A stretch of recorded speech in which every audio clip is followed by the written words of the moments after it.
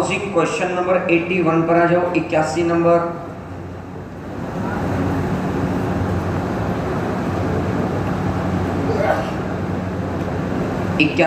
Question पर आ जाइएगा।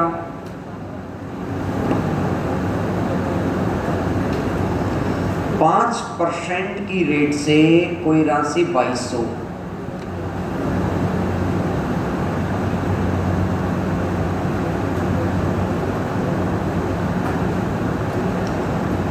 % की रेट से कोई राशि 2320,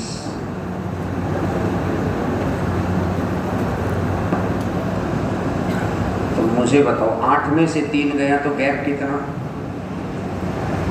3% की वैल्यू क्वेश्चन ने कितनी दे दी?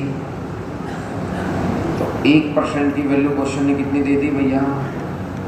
और 1% की वैल्यू अगर 40 आ गई, 1% की वैल्यू अगर 40 आ गई, तो मुझे बताओ 1% अगर 40 को रिप्रेजेंट कर रहा है तो 40 गुना में 5,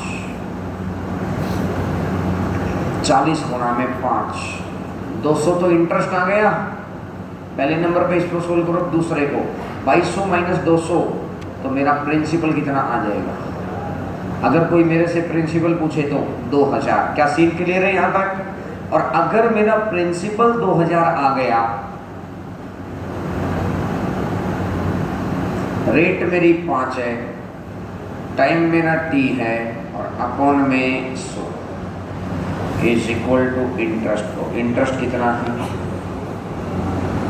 200 से कटेगा 10 बार, 50 दूनी t इज इक्वल टू कितने साल?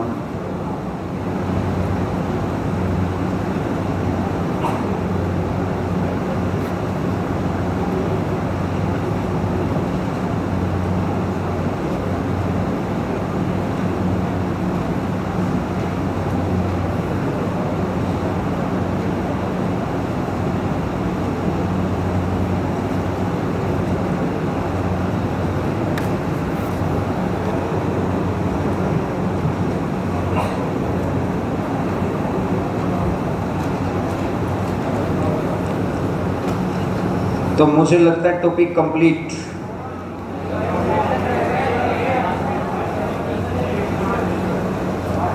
कौन सा रहता है?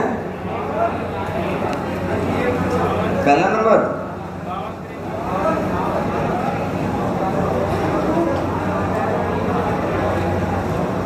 पहला 8वां 9वां 31।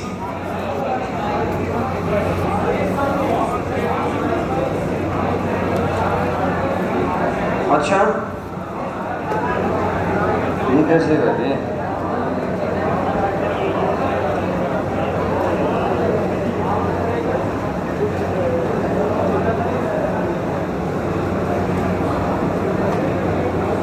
चलो आओ, अब आप आएंगे, पहले आप आओ।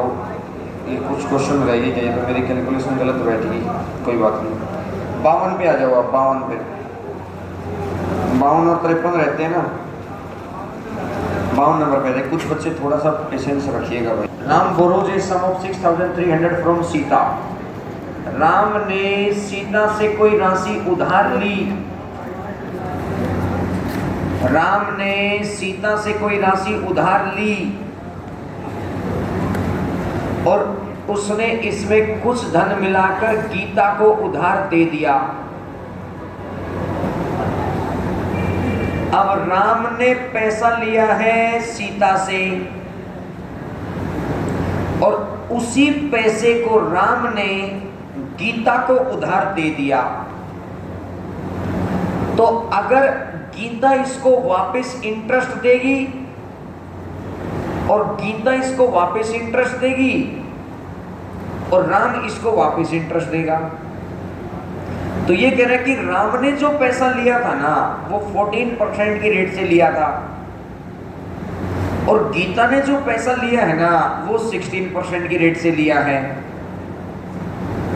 तो गीता इसको वापस करेगी 16%, राम उसमें से अपना हिस्सा रखकर 14% सीता को वापस कर देगा। तो हर साल राम कितना % कमाएगा? और सिंपल इंटरेस्ट की प्रॉपर्टी है हर साल का ब्याज बराबर, और हर साल अगर 2 कमाएगा तो 3 साल के दौरान 6% कमा जाएगा। तो सबसे पहले 6300 रुपये हर साल कमाएगा 2, ऐसा कितने साल तक, और अपॉन में कर दो, तो 0 से 0 कटा, 3 दूनी 6, तो यानी इस हिसाब से राम ने 378 रुपए जो कमाए हैं ना, वो कमाए हैं 6300 रुपए की वजह से। राम ने जो 378 रुपीज जो कमाया है, वो कमाया है 6300 की वजह से। सीन क्लियर है सभी को? लेकिन क्वेश्चन ने लिखा है कि राम ने टोटल 618 रुपया कमाया है, तो 618 माइनस 378, तो इसका मतलब जो ये 240 रुपए और कमाए हैं ना, जो ये 240 रुपया और कमाया है, ये किस वजह से कमाया?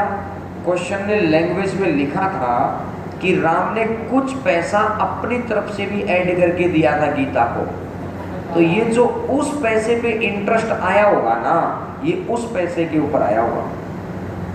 भाई 6300 रुपए की वजह से जो इंटरेस्ट गीता ने इसको दिया, वो एक्चुअली में पैसा तो सीता का था, तो उसमें से उसने 16% दिया, 14% सीता को वापस कर दिया, तो 1 साल में कितना परसेंट कमा रहा है? तो 3 साल के अंदर 6, तो 6300 का 6% कितना आ गया? 378। मतलब 378 रुपए की जो कमाई की है, जो इनकम की है, वो 6300 की वजह से। लेकिन टोटल इनकम है 618, तो इसका मतलब 240 की इनकम कहीं और से आई होगी ना। जैसे ये मकान मालिक होगा, इस मकान मालिक की ऐसे ये कह रहा है कि महीने का मेरे को तो ना 2 लाख रुपए रेंट आता है। अपन ने बोला भाई हम तो आपको 1.25 लाख ही रुपया दे रहे हैं 1 महीने का, तो फिर ये समझ में आया कि इसका मतलब 75,000 रुपए इसका किसी दूसरी बिल्डिंग से आ रहा होगा भाई। तो 378 तो 6300 की वजह से आ गया, तो इसका मतलब जो ये 240 है, ये किसी और वजह से आया है। तो वो कोई और क्वेश्चन ने लिख के दे रखा है कि वो कोई और कौन है, इसने कुछ पैसा दिया था। अब जो पैसा राम ने दिया था ना, उसके ऊपर तो सारा इंटरेस्ट राम ही खाएगा, उसको किसी को हिस्सा थोड़ी देना है। बात समझ पा रहे हैं?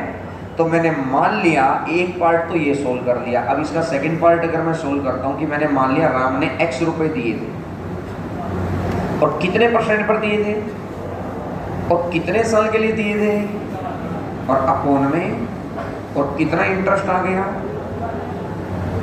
16 से काटेंगे 1 बार, 5 बार, 3 से काटेंगे 5 बार, तो x का मान कितना आ जाएगा? x का मान आ जाएगा 500। तो लास्ट लाइन पढ़ो। अब उसने क्या पूछा है? उसने पूछा है गीता ने कितनी राशि उधार ली। तो लास्ट में गीता ने 6300 रुपया भी लिया था और 500 रुपया भी लिया था, और 6300 रुपया भी लिया और 500 रुपया भी लिया, तो टोटल कितना रुपया ले लिया? तो आंसर कितना आ जाएगा? 6800 आ जाएगा। बात क्लियर है सभी को?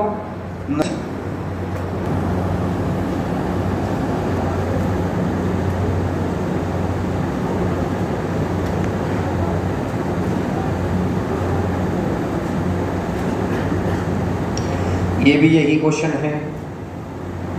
राम ने सीता से पैसा उधार लिया,